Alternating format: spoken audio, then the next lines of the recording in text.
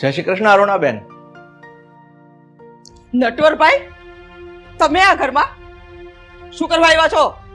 અને તમારી હિંમત કેમ થઈ મારા ઘરમાં પગ મૂકવાની? નીકળો અત્યારે ને તેરા ઘરની બહાર.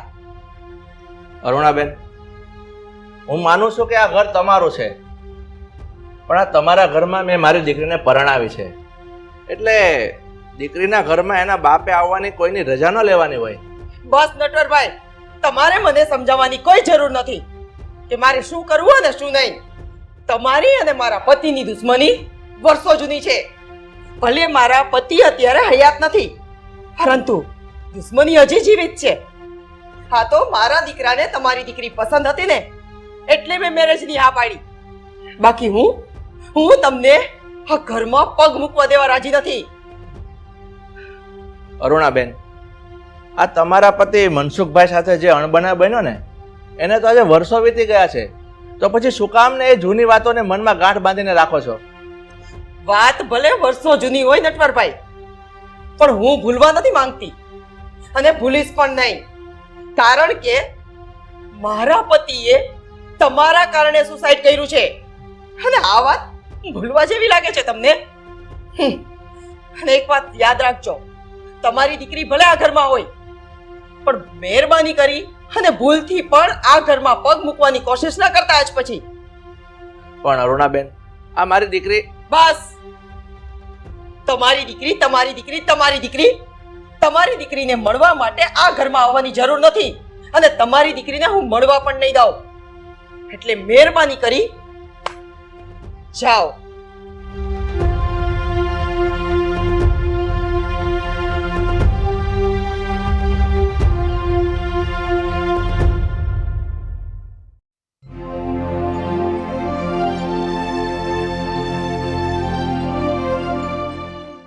રીના, પાણી લાવજે ને. હા, લાવી.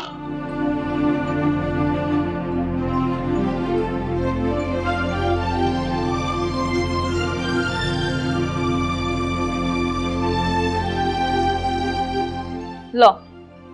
Thank you.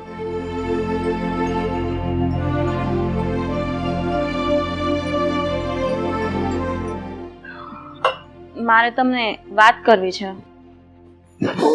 શું વાત કરવી છે? આજે છે ને મારા પપ્પા મને મળવા ઘરે આવ્યા હતા, પણ મમ્મીએ એમની સાથે ઝઘડો કરીને એનું અપમાન કરીને ઘરની બહાર કાઢી મૂક્યા. શું શું કીધું તે? મારા મમ્મીએ તારા પપ્પા સાથે ઝઘડો કરી અને એને ઘરની બહાર કાઢી મૂક્યા? એટલે કઈ સમજણ ના પડી. તું કહેવા શું માંગે છે? એટલે કે એવું કીધું કે તમારી દીકરીને મળવા આ ઘરમાં કોઈ દિવસ નહીં આવતા અને આ ઘરમાં પગ પણ નહીં મૂકતા. શું શું વાત કરે છે તું? મારા મમ્મીએ તારા પપ્પાને આવું કીધું? પણ તારા પપ્પા અને મારા મમ્મી વચ્ચે કઈ વાતને લઈને ઝઘડો થયો? એ તો મને નથી ખબર કે એ લોકોને શું પ્રોબ્લેમ છે, પણ એક વાત સાંભળી લેજો, જો તમારા મમ્મી મારા પપ્પાને આ ઘરમાં નહીં આવવા દે ને, તો એ હું સહન નહીં કરું, એનું અપમાન હું સહન નહીં કરું. અને જો મારા પપ્પા આ ઘરમાં નહીં આવ્યા ને, તો હું આ ઘર છોડીને વહી જઈશ. અરે રીના, રીના શું વાત કરે છે તું? આપણી નાની વાતમાં તું ઘર છોડવાની વાત કરે છે? આમ ઘર છોડીને ના જવાય રીના. જે ઘરમાં મારા પપ્પાનું તિરસ્કાર થતું હોય ને, એ ઘરમાં હું એક મિનિટ પણ રહેવા નથી માંગતી. તમે બધા મારા માટે છો જ, પણ એ પેલા મારા પપ્પા છે. તમારા મમ્મીને સમજાવી દેજો કે મારા પપ્પા સાથે છે ને ગેરવર્તન ના કરે, એનું અપમાન ના કરે, નહીતર હું નહીં ચલાવી લઉં.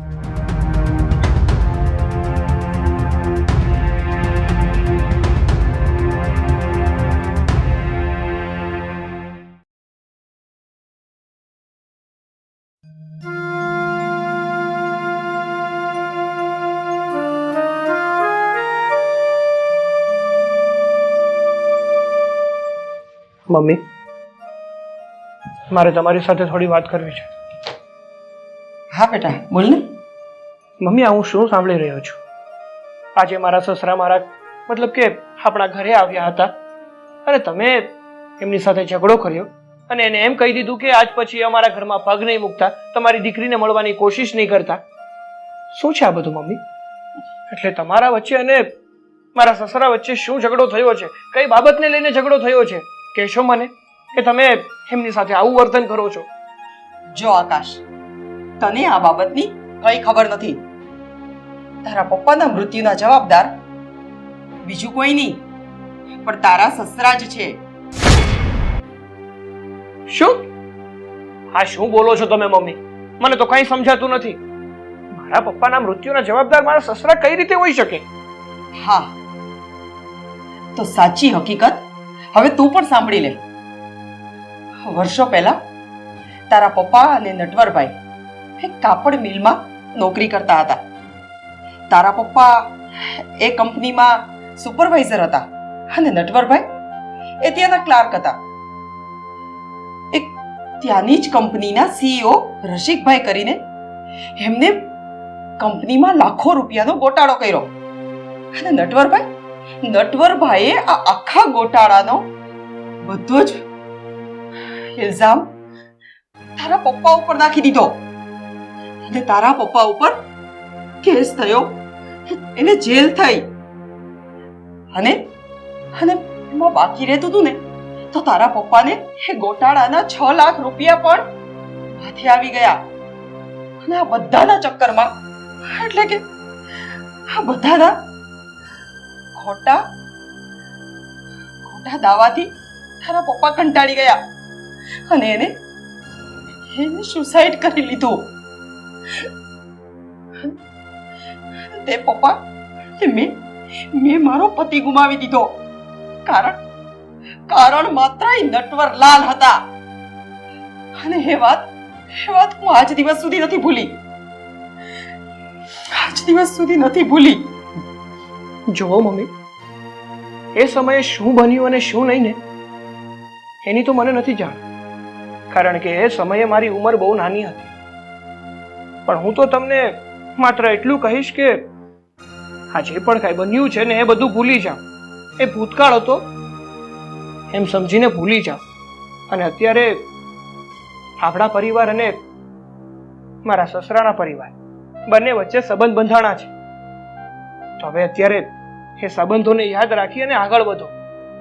બાકી જો આવું ને આવું ચાલતું રહ્યું ને તો ખોટા ઝઘડા વધશે અને સંબંધો ખારા થશે. જો આકાશ, તું કદાચ ભૂલી શકે પણ હું નહીં. આ તો તને રીના ગમતી હતી એટલે મેં તારા લગ્ન એ છોકરી સાથે કરવાની હા પાડી. બાકી નટવરભાઈ તો કાલે પણ નહીં અને આજે પણ નહીં. આ ઘરમાં તો મને જોશે પણ નહીં. એટલે એ વાત તો તું ભૂલી જ જાજે કે હું એને ક્યારેય માફ કરીશ કે આ ઘરમાં પગ મૂકવા દઈશ. સારું, જેવું જ લાગતું હોય ને તો કરો ઝઘડા અને સંબંધો ફૂક કરી નાખો. એક કામ કરો, અને એવું બધું જતું ને તો લગ્ન કરવાની હાજ ન પડાય.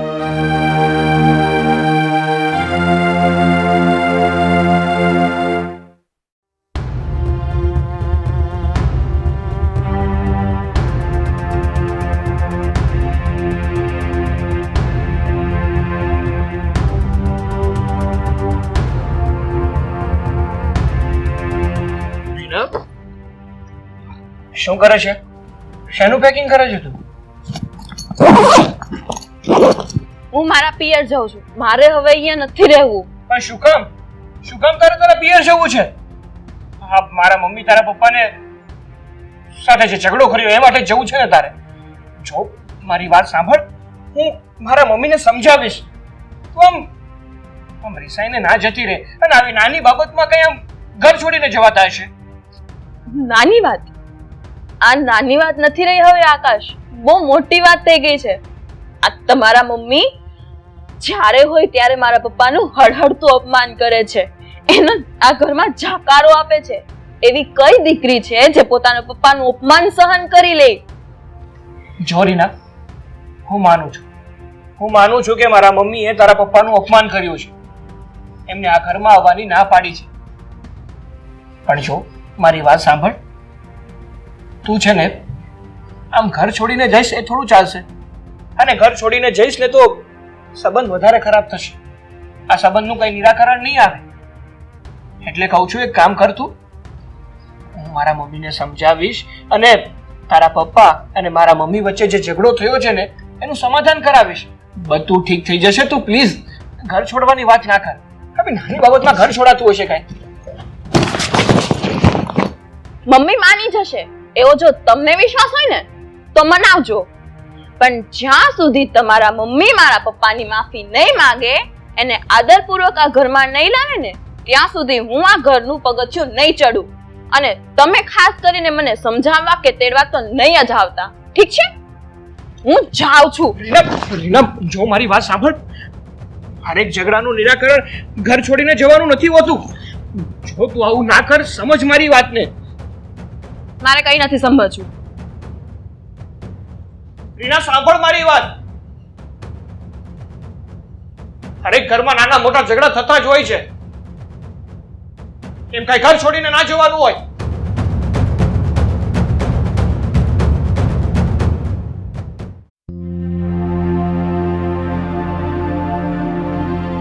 પપ્પા, તમે આ રીનાને ઘરે ગયા હતા તો ત્યાં વેવાને શું વાત થઈ?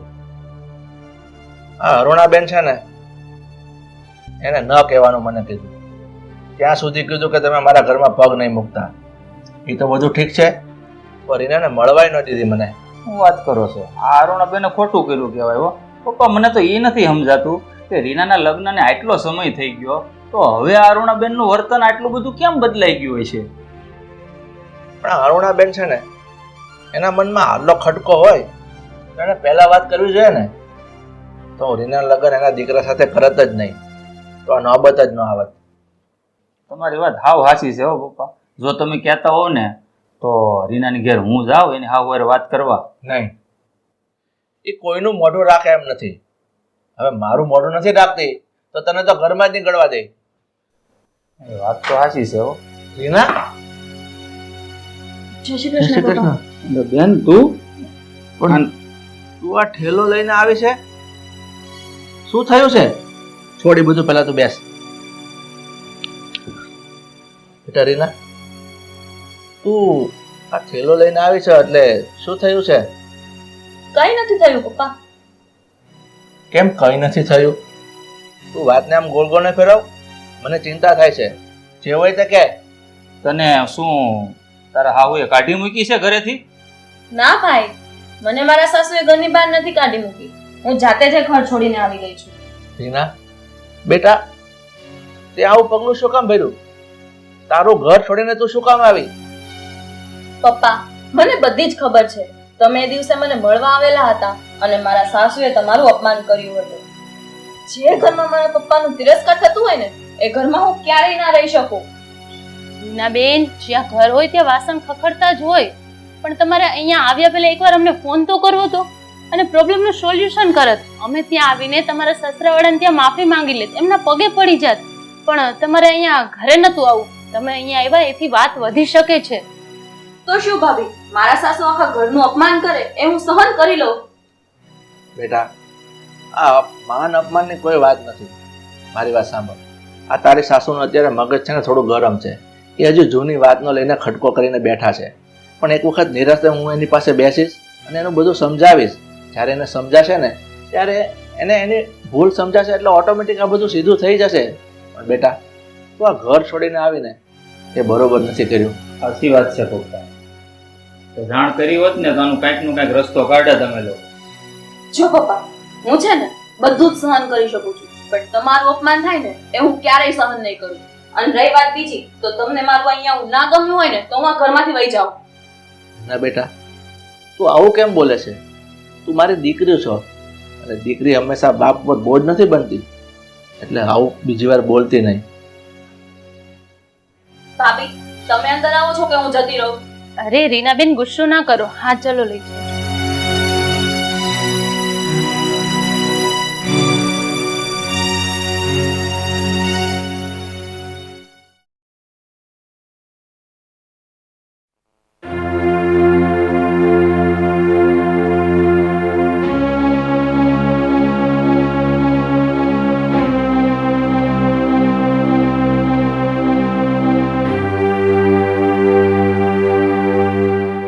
જોઈ લો, અહીંયા દીકરાનો ઘર સંસાર બગડી રહ્યો છે અને એની માને કઈ ફેર નથી પડતો.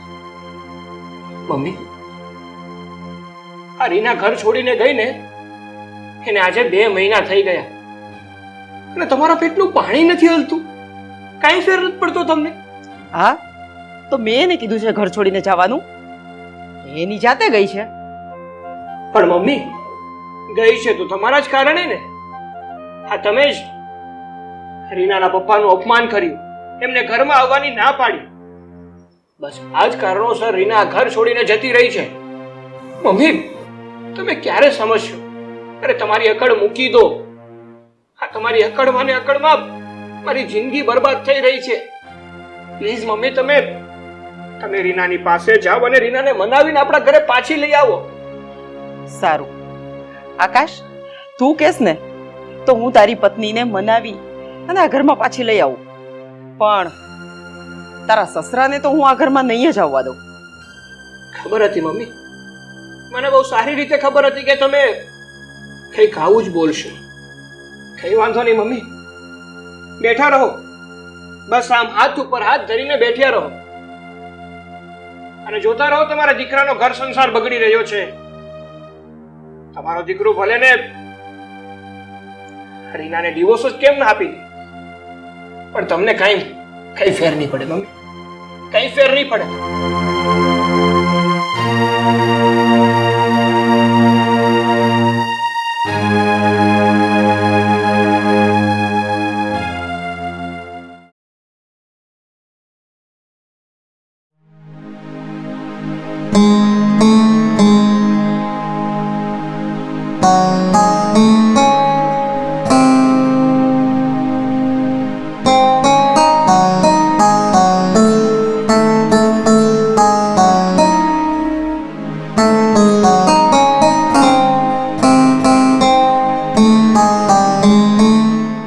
બહુ રાહ જોવા.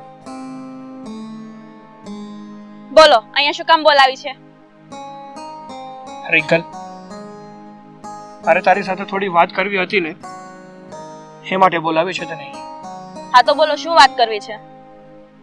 જો રિંકલ, તું આપણું ઘર છોડીને રીસામણે ગઈ ને, એને 6 મહિના થઈ ગયા છે. હવે તું થોડુંક તો વિચાર, તારે આપણા ઘરે પાછું આવવાનું છે કે પછી ત્યાં રીસામણે બેસવાનું છે?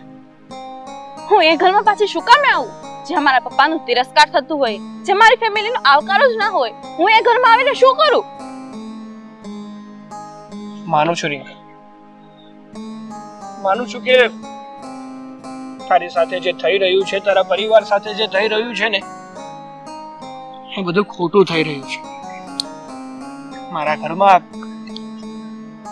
તારા પરિવારનું માન નથી જળવાતું, એ વાત પણ સાચી છે. પણ હવે જે છે એને તો કોઈ બદલી નથી શકવાનું ને. છતાં તને મારા પરિવારથી જ વાંધો હોય ને તો હું બીજો નિર્ણય લઈશ.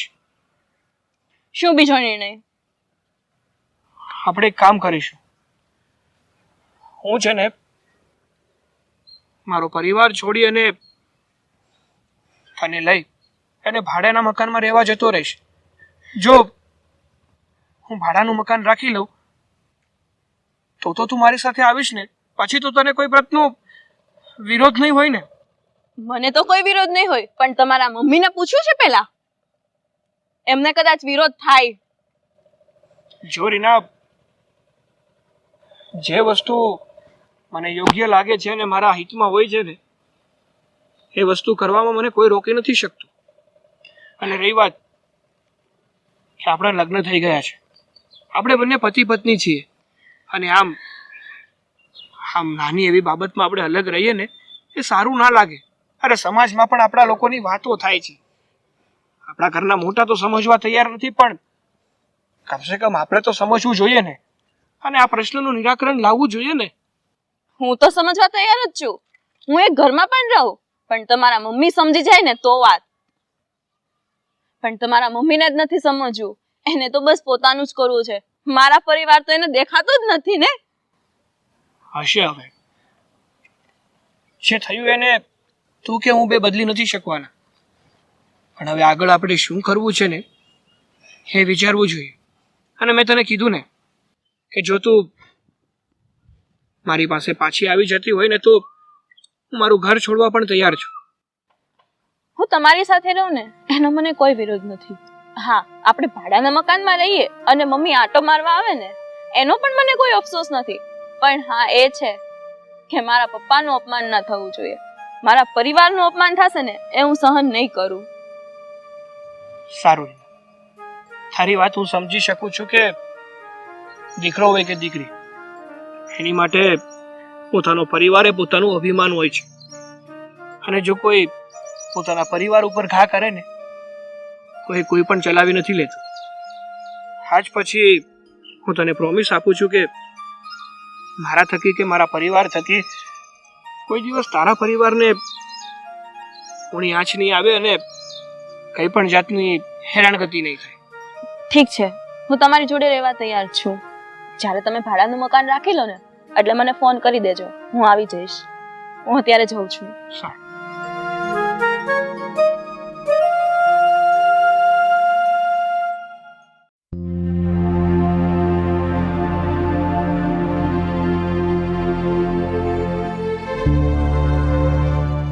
રીના, અરુણાબેન, આવો આવો. જય શ્રી જય શ્રી કૃષ્ણ. કૃષ્ણ. બેસો. આવો મંજુબેન. રીના, હું તને લેવા આવી છું.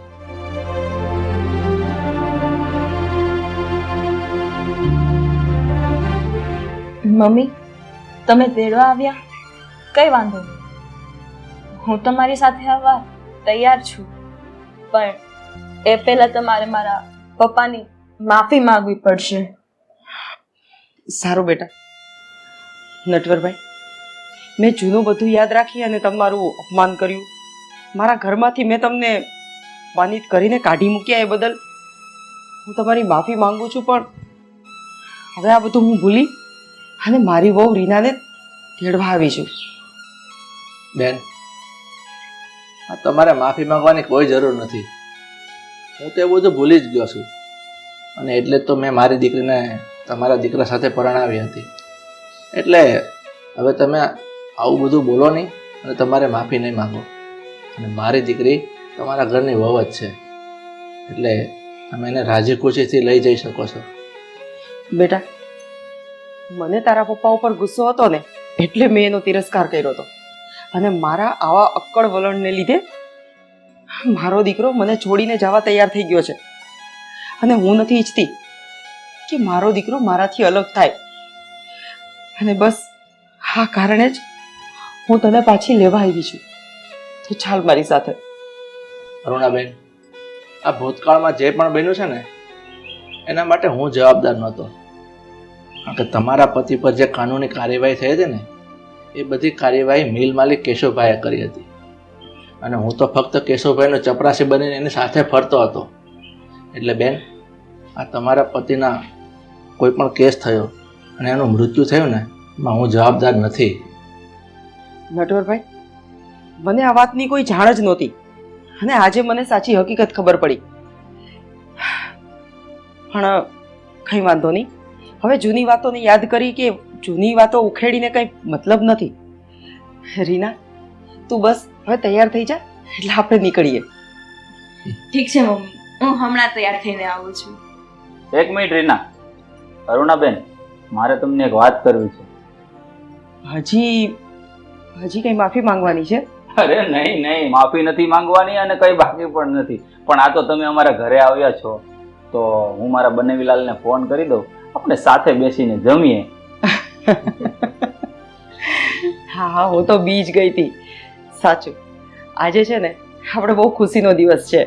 એટલે ખાટા થયેલા સંબંધોને આજે મીઠું ભોજન બનાવી ને બધા સાથે જમી ને એક થઈએ. હાલો બનેવીલાલ,